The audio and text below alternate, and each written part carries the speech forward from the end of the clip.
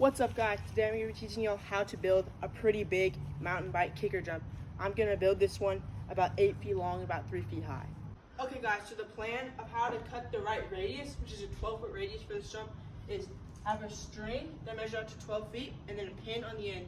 So I'm going to go by and it comes to about right there at the end, and then I'm going to scribe it on all the way to the tip. And it's going to cut a 12-foot radius in it, and then I'll cut it at an angle so that it looks right.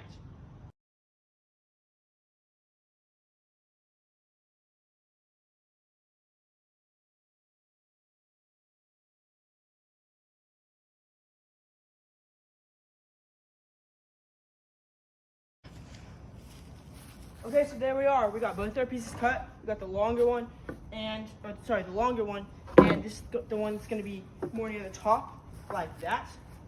So now let's assemble them. It should look something like this. Whoa! Here we are. Okay, let's go make another one. So now that I've gotten the first one cut, and it looks like this, I put the second board underneath, and I'm just going to trace the outline of the bottom part onto that board, and then I'll get the second board and trace it onto this one. So I'll show you all that in time lapse.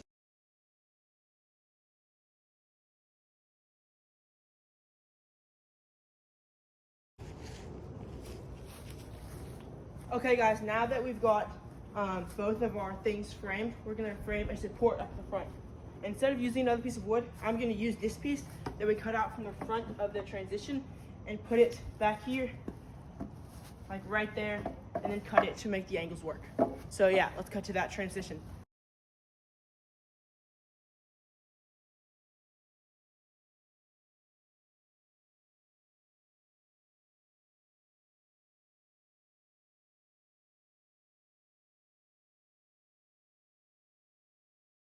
So now we've got both of them cut. We're going to go ahead and assemble them onto the pieces and then cut off the extra at the end.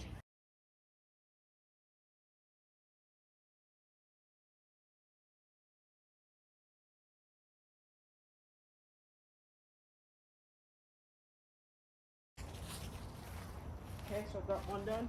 We don't care about the next one, so I'm not going to show you the next one. Yeah, so quick note, I just made this mistake. This wood has to be on the outside of both of them, which means you have to have on the outside of one and on the inside of the other. But I put it on the outside of both of them, so I need to take this piece and switch it over to the other side.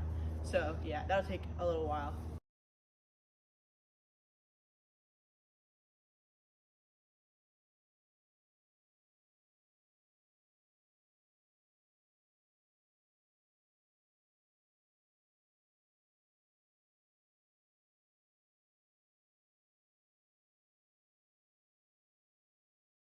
Okay, we got both of them fixed, and now we got both of them done. And now we're gonna start putting the cross supports in the middle, and then we can start putting on the decking, and then we can hit it.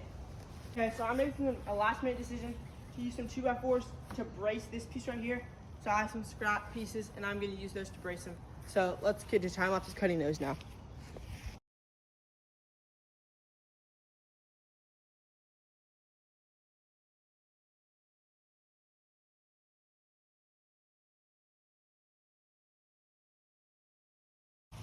Okay, you guys get the idea. I'm gonna do the same thing on the other one now, and then you'll see how it looks then. Okay guys, I forgot to video, but I ended up adding another support right here in the middle on both of them, and so that'll make it a little bit stronger. And then I'm gonna go ahead and do the cross bracing, which I've said like 10 million times, but now it's time.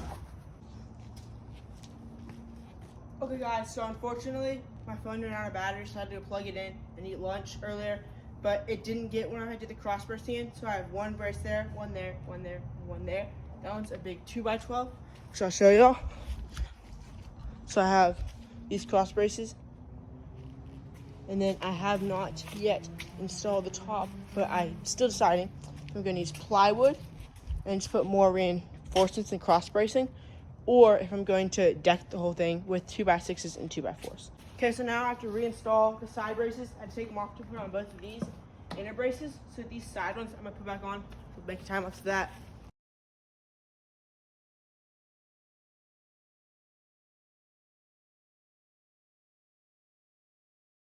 Okay, so went and got a nice little load of wood right here to deck it with. I already cut it up into strips.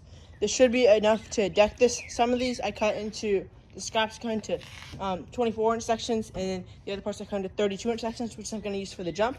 So now I'm going to do a time lapse. Let me framing out the rest of the supports. I already got a couple in right here, but I'm going to do like maybe 3 more. So yeah, let's cut to that.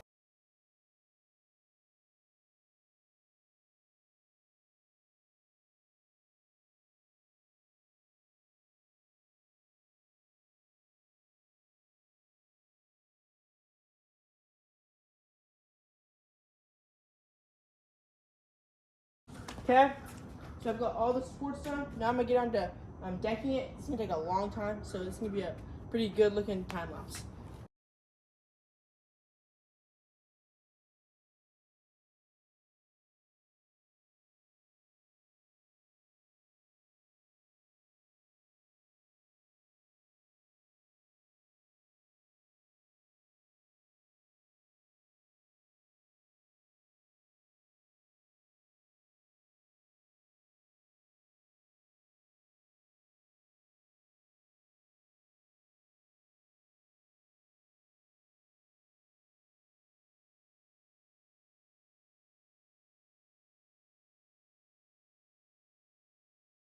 So here we are.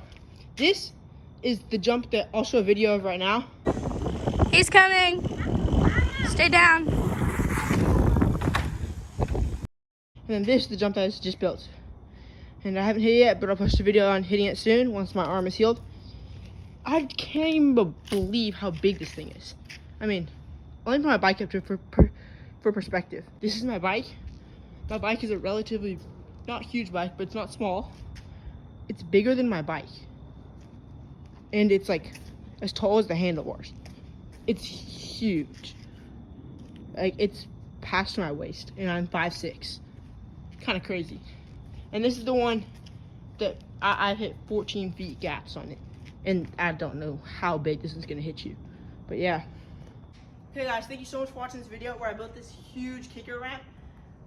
The reason why I ended up going with doing boards instead of plywood sheet is I'm actually planning to take this out to my ranch where this is gonna be a dirt bike jump and a mountain bike jump.